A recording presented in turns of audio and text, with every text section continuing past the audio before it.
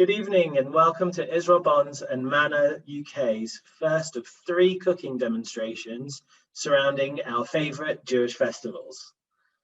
Usually, we'd ask you to save your questions for our speaker till the end, as there would be a Q&A today.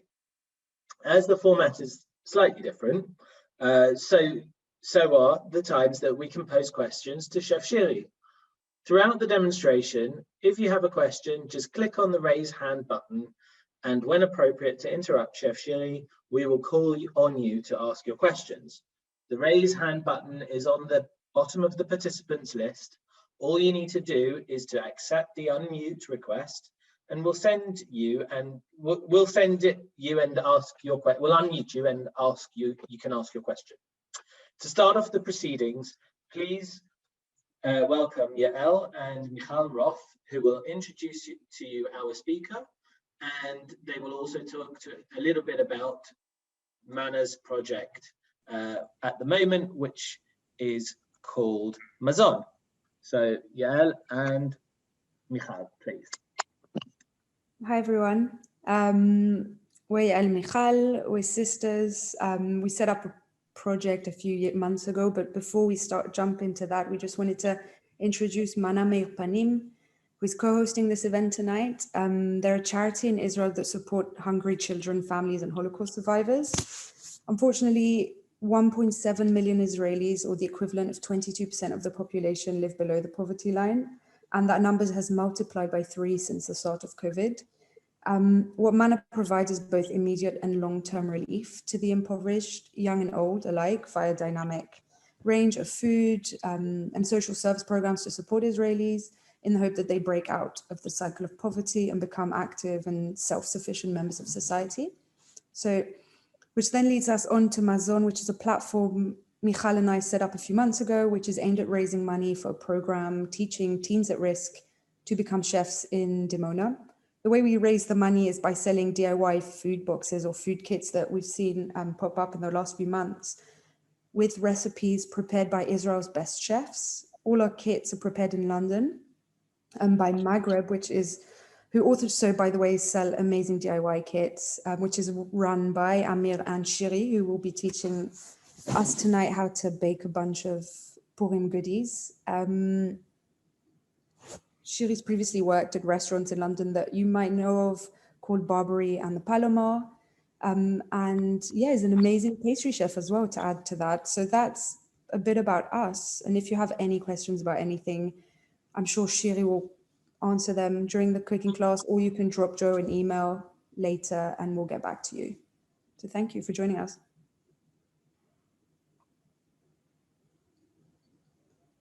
Back to you, Joe. Right, so Shiri, please start. Hello everyone, and welcome to my kitchen. I feel very privileged to be able to help out on such an important cause. Today we're going to be making goodies for Purim. The origin of the custom of Mishloach Manot dates way back, and it's to provide with people a little bit of sweetness for the holidays. Some of them not necessarily have enough, to eat by themselves, so you want to sweeten up their holiday just a little bit.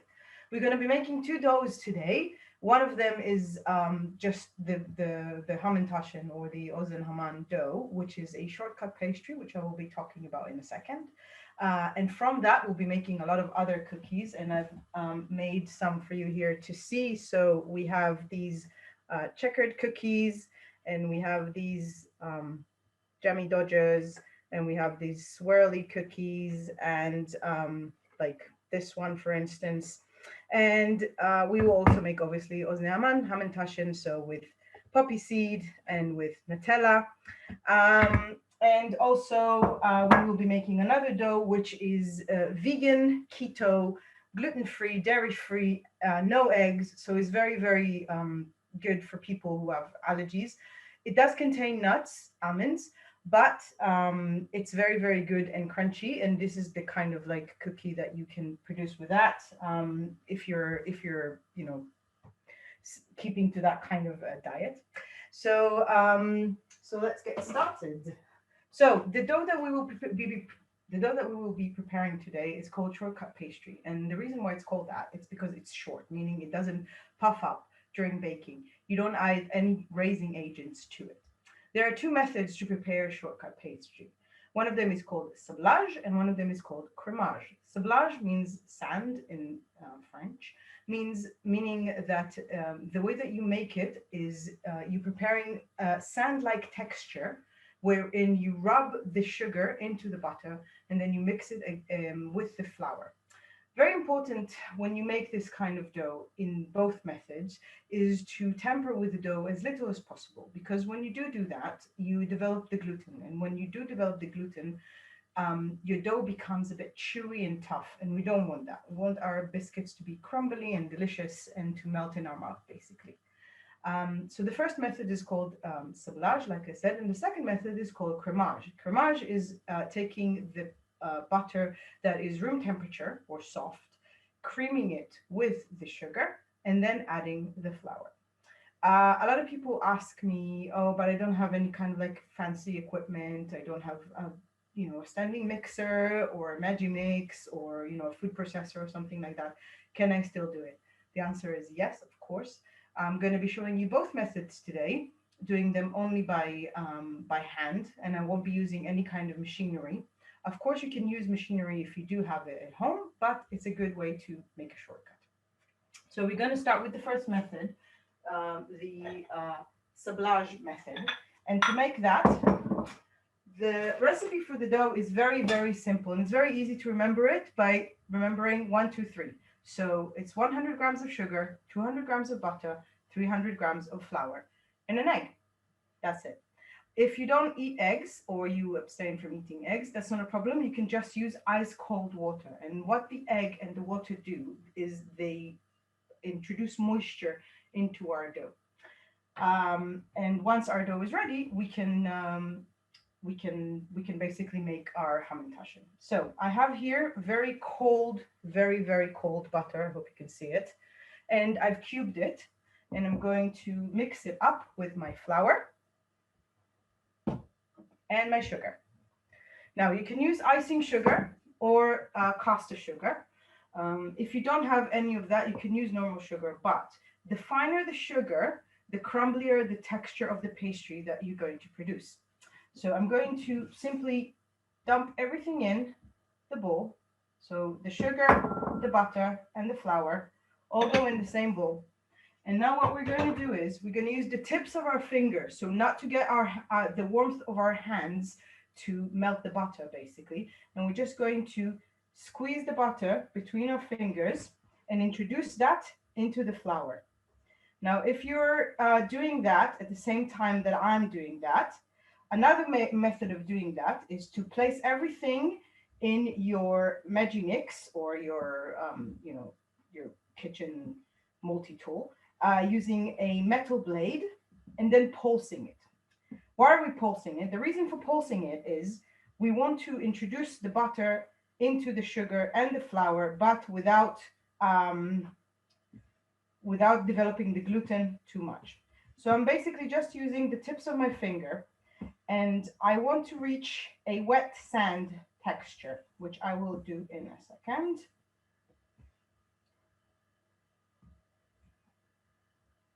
So if you can see here in my bowl, this is like a wet sand texture. Now to finish this all off, I'm going to get one egg, crack it in. And like I said, if you don't want to use eggs, just use very, very cold water. And again, with the tips of my fingers, I'm just going to mash it all up together until it's virtually combined. And then I'm going to move it onto my worktop,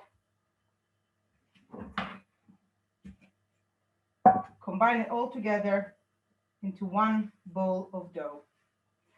Now, it's really, really important to let this dough rest in the fridge for at least an hour. The reason is we do that is twofold. First up is because we want to let the butter get cold again, because once the butter is cold, that's what's creating the flakiness of the dough. The second reason is we want to let the gluten relax. Even though we have not really messed up with the gluten, we want to let it rest and relax, and that way our dough will be nice and crumbly and not gummy. So I'm gathering it all up together, and I'm going to be wrapping it up in cling film and putting that in the fridge to rest. Okay, I'm going to be moving that out of the way. Wash my hands.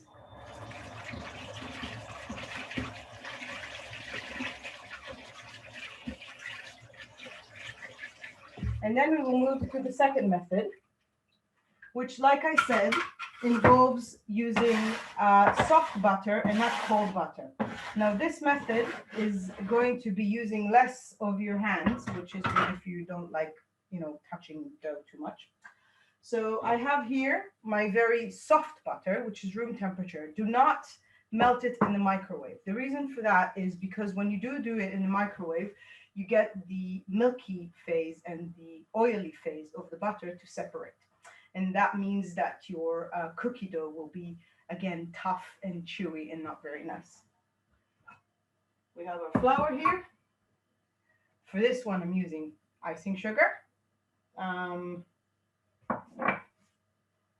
And I have my bowl here. So I'm going to be using my spoon. My butter is really, really soft. I'm going to be mashing it all up.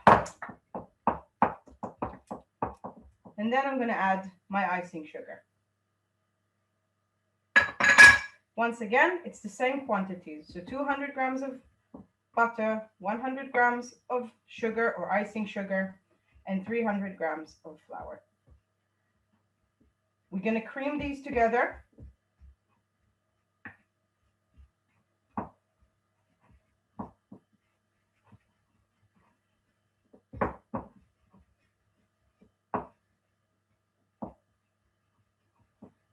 Now, this dough is very loving of other additions and changes. So if you want, you can add cranberries to it. You can add chopped almonds to it.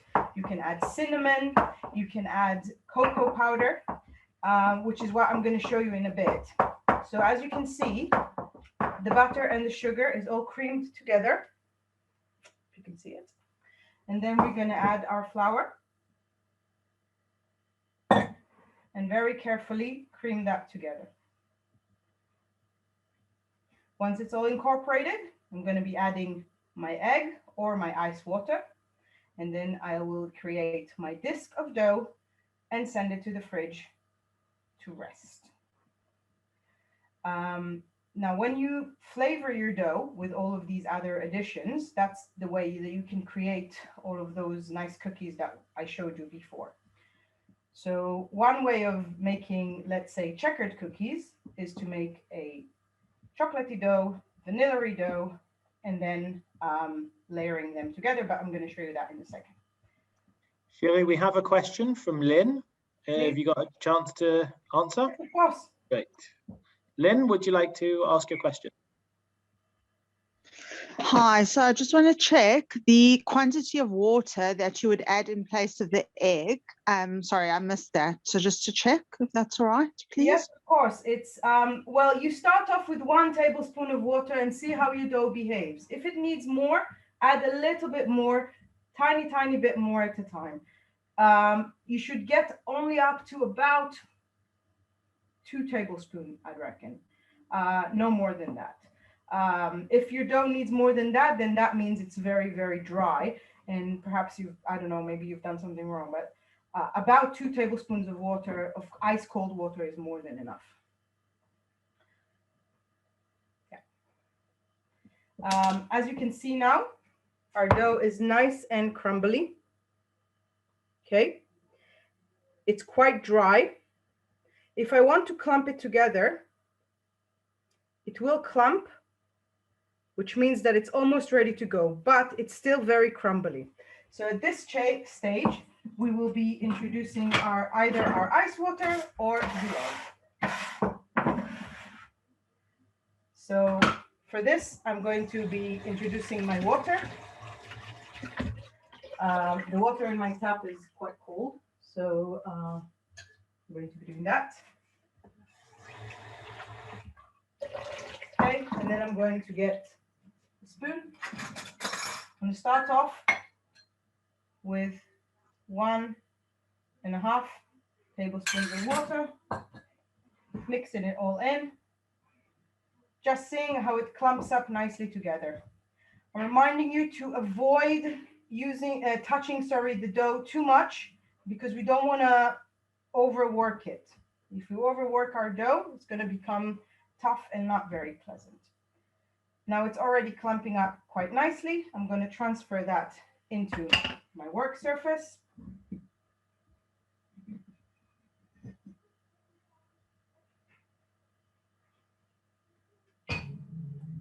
And I'm just going to mash it all up together to make a dough. And then I'm going to send it to the fridge to rest for about an hour and a half, just so it is well rested and ready to go. We have a question from Robert Budwig. Please. Hello. Mute. Robert? Hello. Thank you. Could you do this on also Magimix, this process with the... Of course, yes. So like I said before, you can do this process either by hand or in a Magimix. If you do it by Magimix, sorry, I'm just going to wash my hands quickly. If you do it by Magimix, use the metal blade and pulse it, meaning you just need to go like this, this, this, this. Otherwise, you're going to overwork your gluten and warm up your butter too much, and we don't want either of those. Okay. Great. So definitely you can do it in a Magimix. Now, if you don't have a Magimix and you only have a stand mixer, what you can use is your paddle attachment, or your K, if you have a Kenwood, like a paddle attachment, looks like this. And what you do with that is it helps you incorporate the butter into the sugar, into the butter and then the flour, without overly disturbing the gluten from the flour. Okay. Thank you. Now, moving on to our prepared dough. So I have a dough that I prepared in advance. And I also have some dough that I colored earlier with some cocoa powder. If you do want to color your dough or flavor your dough with cocoa powder, substitute the amount of cocoa powder for the amount of flour that you're going to add. I usually add about a heaped spoonful, which is about 15 grams. Deduct that from the amount of flour, and then you'll get a nice colored chocolatey dough. Another way of coloring your dough is you can use coffee, and like I said, you can use cinnamon or any other spices and flavors that you like.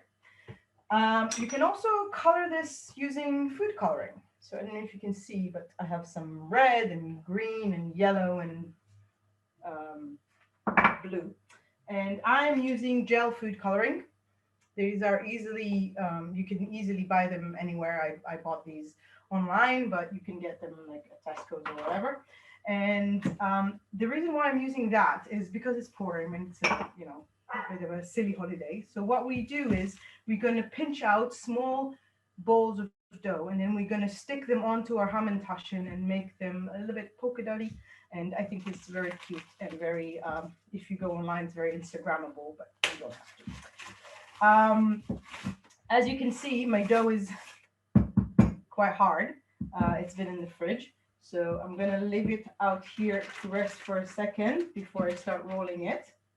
And then I'm going to talk to you about the filling. So filling wise, you can do basically any filling that you like.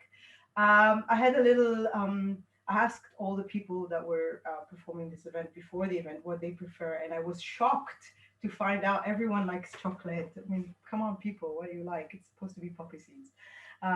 So I'm going to show you now how to make the poppy seed filling. It's very, very easy. The only problem is it's very hard to find poppy seeds, ground up poppy seeds here in the UK. You can buy the normal poppy seeds, but then you need to blitz them yourself. You can use a coffee grinder or your Ninja even. Or you can buy it at like Polish shops. They have it either in the form of a paste or already blitzed. So in my small casserole, which is double bottomed, I have my poppy seeds, my sugar, honey, milk, and that's it. Now, if you want it to be pareve, that's not a problem at all. You can use any kind of non-dairy milk. It will work perfectly okay here. Some people add some ground up biscuits to their mixture, which is okay if you want to. It absorbs the moisture. I find you really don't need that. Using this recipe, it's just really pretty straightforward. So you mix all of that in the pot, put it on a boil, and put it on a hob, let it come to a boil, reduce the heat, and let it simmer for about 5 to 7 minutes. That is it, literally. Now, ground up poppy seeds, I hope you can see in the camera, it's quite thin. And the reason why we want it ground up, because if you're using whole poppy seeds, they will not absorb any moisture because their shell is quite hard. So that's why we want to blitz them and use them ground up. When it finishes, it comes out as a paste. And I'm going to show you what the paste looks like.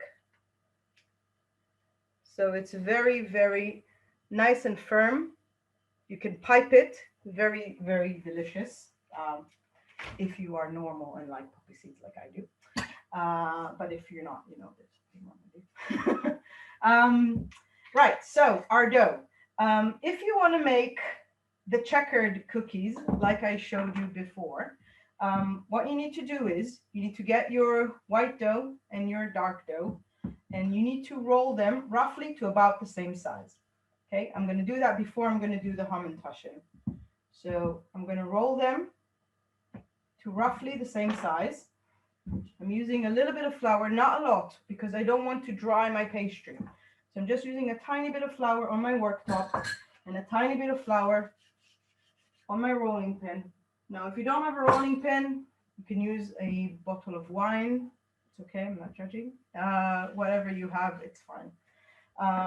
And then I'm going to roll it out just a bit, just to flatten it a bit. And I'm going to take my chocolate dough. I'm going to do about the same thing. I want them to be about the same size. Now, if you want to be very precise, you can use a ruler. You don't have to. But, if you want to.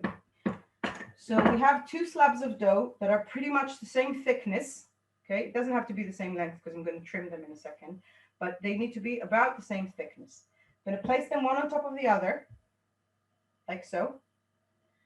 And then I'm going to trim them nicely, like that, just so that they are same width and length. Now these end trimmings, all you need to do is mash them up together and you get a really nice chocolate vanilla swirl. I haven't mentioned it before, but you can definitely flavor your plain dough with vanilla. It tastes really nice. You don't have to, but you can do. So, okay, chocolate vanilla. Now, these 2 doughs together, if they're too dry, you can put some egg whites just to bind them, okay? And then what I'm going to do is I'm going to cut them right down in the middle. Okay, so we have 1 and 2. And I'm going to flip this upside down. Ta-da! Okay, so we have our checkered cookies. I'm going to squeeze that very nicely together. I'm going to send that to the fridge to completely chill and solidify. Once it's all chilled and solidified, what we're going to do is we're going to slice slices, and then you can see that we have really nice cookies. So we bake them like that. All of these cookies bake the same way, about 175 degrees. anywhere between 8 to 12 minutes, depends on how hot your oven is, and so on. A very important tip for hamantaschen, and the reason why most people don't succeed with their hamantaschen, is they do not freeze the dough before they bake it. Now, because the filling expands during baking, what will happen when you bake the hamantaschen, if you don't freeze them before you bake them, they're just going to go, and then you're going to get like a nice flat circle with a bit of filling in the middle, but it's not going to look like a closed up hamantaschen. So I'm going to take my dough and I'm going to roll it out. Once again, lightly floured surface, lightly floured rolling pin. Lift it up, turn it around. If your dough rips at the ends, it's okay. Don't worry about that. Just squeeze it in and then roll. Now I'm using my cutters. I have fluted cutters. They look like, one second. They look like this. Okay. So depending on the size you want your hamantaschen in, first I'm going to show you how to make a jammy dodger like this. So you take a pastry cutter, and you can use glass, you can use a jar. If you don't have these, you don't really need to go out and splurge and buy these. So what I'm going to do is I'm going to cut 2 of these circles. Okay, so 1 circle and then 2 circles. And then I'm going to take something to cut a hole in the middle. Now I have cookie cutters, like I have a star shaped and like this shape. If you don't have that, you can use the end of a piping tip nozzle, or even like the top of a wine bottle, or even do it with a knife. It doesn't really matter, just so long as you make a shape in it for the jam to pick through. So just gonna crunch it down. And this is the top of the cookie. And this is the bottom of the cookie. And that's it, really. Now, I haven't I haven't put any icing sugar on mine because I don't like it. But if you want to, make sure you put icing sugar just as you take it out of the oven, because otherwise you're going to put icing sugar all over your nice jam and it's going to look a bit silly. So these will go onto a baking sheet that you can put on a plate or something like that. Just stick it in the freezer until you're ready to cook it. At least 30 minutes to an hour, depending on how big your cookies are. Moving on to hamantaschen. So I'm going to use this size. Okay, that's a good size. It's a good size of a coffee cup, pretty much. And I'm just going to chomp down a circle of dough. Just going to make sure that it doesn't stick to my worktop. Okay, so I have a circle of dough about this thick. Okay, and then I'm going to put my filling. Now, if you want chocolate, put chocolate. So I have Nutella here.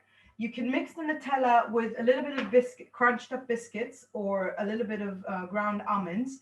That will absorb a little bit more of the moisture, but you really don't have to. If you cook the Nutella, it becomes very solid. Now, in this hamantaschen that I cooked earlier, which has Nutella in it, if you cut it, you can see that the Nutella is very, very solid in the middle. Okay, so you don't really have to. I know a lot of like blogs and recipe books and so on will tell you that you need to mix it with ground almonds or like crunch up biscuits or something like that, but you really don't have to. The main difference, by the way, between Nutella hamantaschen and poppy seed hamantaschen is that the Nutella gets a bit flatter compared to the poppy seeds. You can see this is a bit more tight and lift up. So back to our hamantaschen. So we have our cookie dough, and then I'm going to take my filling, and I'm going to put in the middle a quantity of about a teaspoon to a teaspoon and a half. Okay, don't be afraid to put a mound. I'm going to show you how much. Okay, And now the method to do that is using your fingers. You're going to pinch from the top to the back. Okay, so I'm going to be pinching from the top, from the end to the back. Now I don't want to pinch it all the way to the bottom because I want to leave space for the filling to spread. Otherwise your hamantaschen will rip and everything will spill out.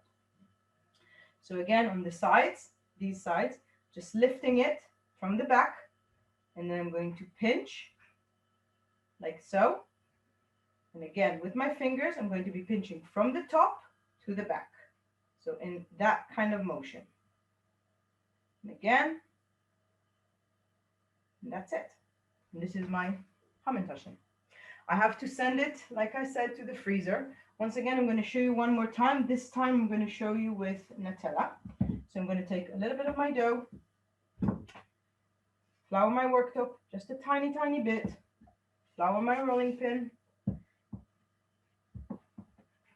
roll it like so.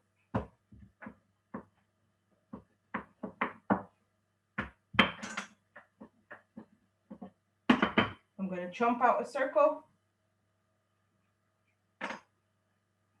Again, you can use a cup, you can use anything that you have. Now I'm going to use my Nutella.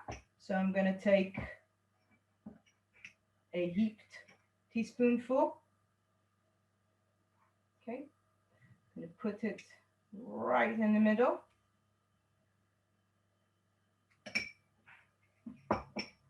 And then again, I'm going to pinch in the front, using my fingers, just the top bit. I'm going to pinch, turn it around, pinch on the sides, again, just the top bit. This way, all of the bits that are down here, the filling can expand to that. And then when the dough comes down, as it bakes, it will not burst open and it will not rip. Another cookie that I wanted to show you was the spiral cookie. So you can do 2 flavors, you can do 3 flavors. I usually do 3 flavors, so chocolate, vanilla, and coffee. They go very, very nicely together. And like I said, if you want to mix some cocoa powder and some ground up coffee powder, instant coffee, not black coffee, you can just do that. But today I'm going to show you just with 2 colors. So the way to do that, again, we're going to lightly flour a worktop, and then we're going to roll out a very thin layer of our vanilla dough.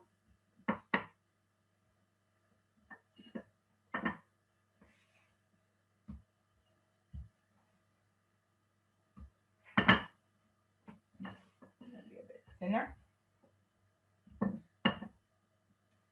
When you do roll it, just run your hand over it just to make sure it's all even. I'm going to move it to the side. I'm going to take my chocolate dough. I'm going to roll it nice and flat.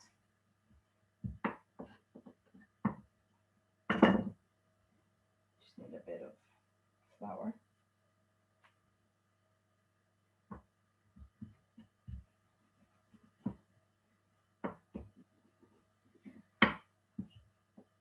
And then what we're going to do is we're going to layer our vanilla dough with our chocolate dough. So I'm going to put the vanilla dough here. I'm going to be using a little bit of water. You can use a pastry brush or just your fingers like I'm doing. Put the the dark dough on the top. I'm going to trim it. Once again, the trimmings you can use for additional cookies. And then what I'm going to do is I'm going to lightly, very, very lightly roll it just to make sure it's really, really stuck together. And then we have one question from Aviva Butcher, if I can interrupt you. Of course. Hi. Aviva, just yeah. You know the hamantaschen, after I fill them up, do I have to put it in the freezer? You have to. Or can I put it in the fridge? you have to put it in the freezer. Okay, Oh. I'll touch on that in a second again.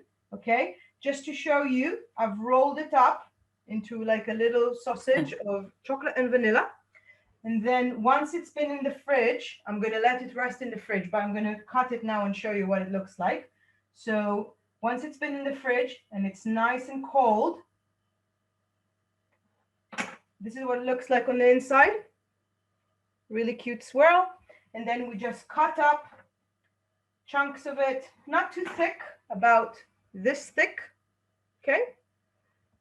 And this is how you get swirly cookies. And like I said, this is vanilla and chocolate, but you can do vanilla chocolate and cinnamon, vanilla chocolate and coffee, whichever one that you like. With regards to the hamantaschen in the freezer, yes, 100%. Put it in the freezer. What we want to do with that is to get our butter super, super, super cold. And when we do that, once it hits the heat of the oven, the water will evaporate better from the butter, creating a nice flaky pastry. And also it will keep the shape, meaning it won't go flat and horrible. That's it for the hamantaschen, I think, and the shortcut pastry. If we have any questions right now, if not, I'm going to move to the vegan. Oh, sorry. One last thing I forgot about the colorful pastry. So again, I'm going to lightly flour my surface, lightly flour my rolling pin. Got a couple more questions. Please. First one is from Robert. Hi, Robert.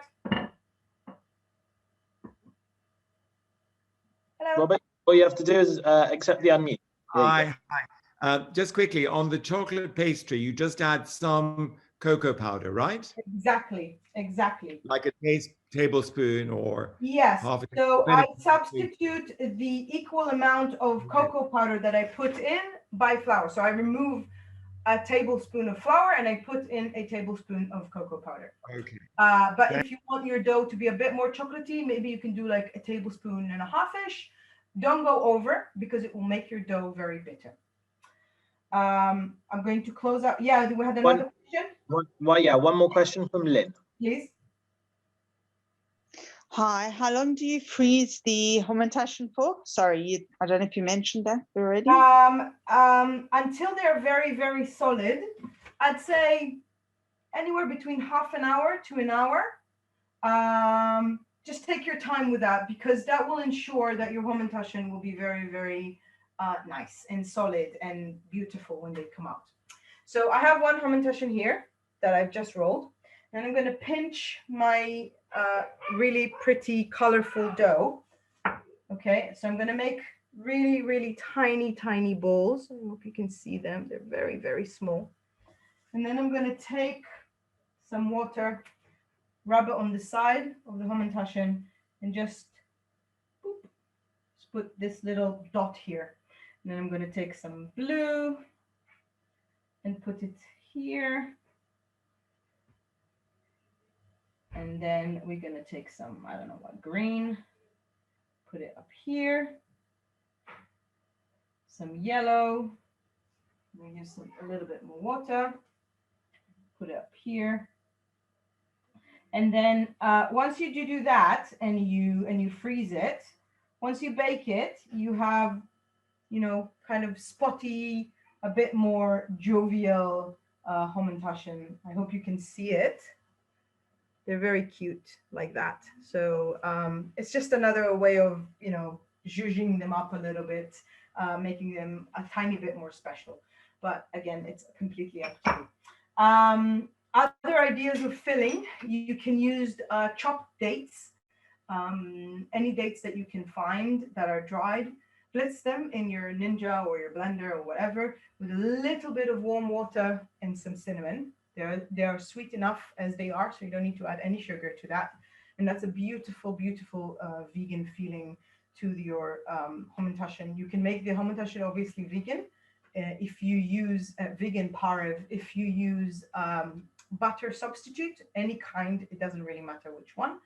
and just omit the egg and add the cold water instead.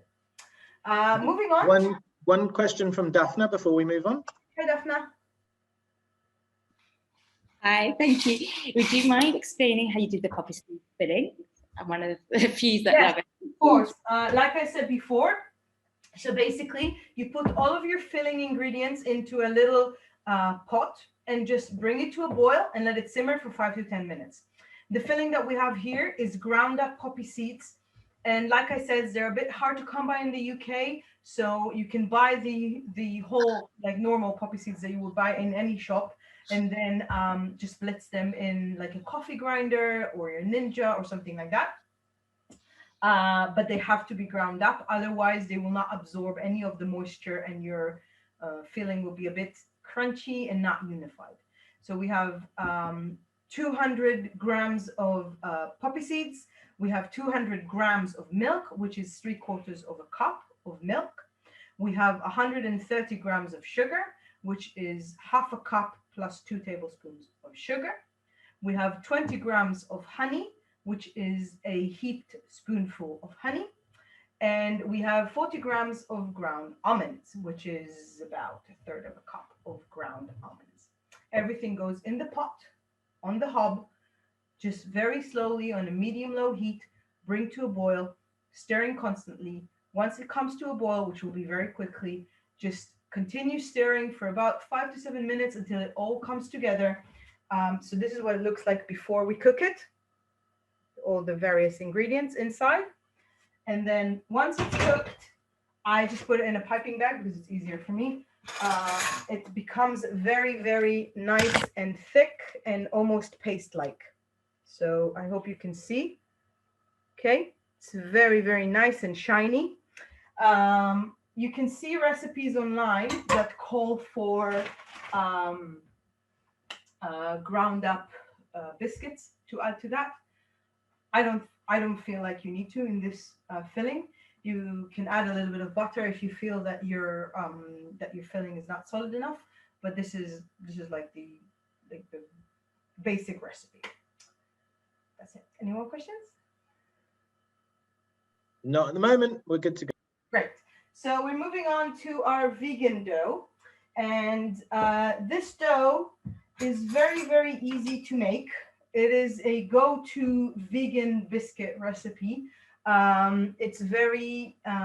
It's also paleo if you keep to that kind of diet, because it's gluten-free and it's dairy-free, and there's like nothing in it basically to temper with any of these diets. The biscuits come out like so. This is what we call a thumb biscuit. So basically you make a little circle, you press your thumb into the dough, then you bake it like that. When they come out, you fill this little hole with whatever it is that you want. Now, if you wanted to make it completely paleo, you can just put a couple of bits of broken up dark chocolate that will melt during baking, and then you'll have, like the filling of the chocolate. If you don't keep paleo and you just keep, vegan or whatever, you can just add whatever filling, sweet filling that you like in there. You can put jam, you can put chocolate spread, you can mix ground almonds with some honey and or maple syrup and some cocoa powder to make like a almond chocolatey paste. And to make it is very, very simple. I have here ground almonds with a little bit of baking bicarb of soda, okay? And the reason for that is because it can, obviously there's no flour in here, so it's gonna be a bit dense. So in order to prevent that, I'm gonna use a little bit of bicarb over here. For this recipe, just 1/4 teaspoon of bicarb. It's really not that much. If you wanna omit that, you can do, but I do recommend you keep that in. And then I'm going to add in coconut oil. If you want to make it dairy, you can use butter, or you can use any kind of butter substitute that you would like. That's not a problem. You can also use oil, just rapeseed oil. That's fine. And also here I have 2 tablespoons of, you can use either natural maple syrup or honey or whatever kind of sugary syrup that you want. just to add a little bit of sweetness to it, and to keep in with the, the whole keto motif. So we have our almonds and our bicarb. I'm just going to stir that up a little bit, and then I'm just going to add my butter and my honey, and basically just stir it together until it forms into a dough, and that's literally it. And when you're ready to make biscuits of it, you just make, like I said, you make small balls and just send it into the oven. 1 second. Mix it all up together. One more question from Robert, if you've got a chance. Of course. Hi, Robert. Hi again, sorry. Yes, please. How much ground almonds? So for this quantity, I am using 280 grams of ground almonds, which is 2 cups. Okay, but you can definitely use half of that. You can half this recipe, you can multiply this recipe. That's not a problem at all. Shiri, from the email correspondence that I've had, we have one person who was saying that they are allergic to almonds. What would you recommend to use instead of almond? Well, if they are allowed, thank you very much. If they're allowed to use other nuts, that's not a problem to use any other like hazelnuts or even ground up pecans or something like that. That's not a problem. If they're allergic to nuts generally, I would suggest using gluten-free flour that you can buy anywhere. And then the same method and same principle applies to that. Just use a flour substitute, a gluten-free flour substitute, the fat and the sugar. So the main point here is we use some kind of like a floury element, be it almonds, gluten-free flour or normal flour, sugar, and a form of fat. Now, if you want to make your biscuits even more crumbly, you can substitute some of your flour to corn flour. That will make your dough even more nice and crumbly, but it's very hard to handle. So just bear that in mind. And we have one question from Kathy Pash. Hi, Kathy. Hi. Have you tried using? I'm sorry, I can't hear you. Have you tried doing this with coconut flour? Have you tried doing it with coconut flour? With coconut flour, yes, of course. You can do that with coconut flour. That's not a problem. Okay, thanks. Sorry? She said thanks. No worries, of course. Yeah, so like I said, it's all mixed up. And then if you look at it, you can clump it up into a biscuit form. Okay. If it's too dry, again, you can add a little bit of water to it and make it a little bit more moist. I personally recommend moving it to the freezer to freeze before you bake it. That way, they keep their shape. Bake it on 175 degrees for about 7 to 11 minutes, something like that, until it becomes nice and golden on the outside and very firm. And then once they come out, I'm just reminding everyone to just put your thumbprint into these cookies. Once they come out and completely cool, you can put in that little hole there jam or chocolate spread or I don't know what, peanut butter or whatever it is that you want. Yes. Any questions, please? Me again. How much coconut oil? Yeah, so for this recipe, we're using 3 tablespoons of oil, coconut oil or butter, which is 45 grams. Perfect, thank you. I think we can go on to the next bit. Please. That's it. That's Excellent. Right. Well, this has been an incredible display. And the good news is that Chef Shiri has promised to send through to me in order to share with everyone the full methods on an email, but so we will follow this all up with the recording and the methods written down. And before we close up the event, I want to share some exciting news about the next Israel Bonds event. On the 8th of March, we'll be celebrating International Women's Day along with the World Zionist Organization in the UK by bringing Dana International for a candid interview and Q&A session. For more information on the event and more, please do make sure that you're on our mailing list and register online. For now, please welcome Israel Bonds UK Voluntary Campaign Advisory Council member Danny Ravet to thank Shiri and close the event. Oh, Danny, just accept the unmute. There we go. Hello, can you hear me now? Yes, thank you. Good evening to all. First of all, I want to congratulate this first joint venture between Manna and Meir Panim, and also a good opportunity to thank Orit, Gabi, and you, Joe, for good work you're doing all the year. That's first of all. And for you, where the chef Shiri disappeared? Here. You see me? Yes. Okay. Toda Rabba, Chef Shiri, volunteering and taking the time to teach us how to do the perfect hamantaschen.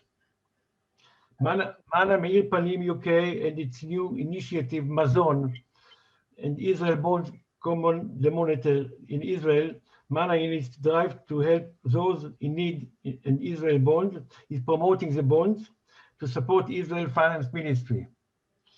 If you can't decide between donating to Manna or to Israel Bonds, I have a good suggestion for you.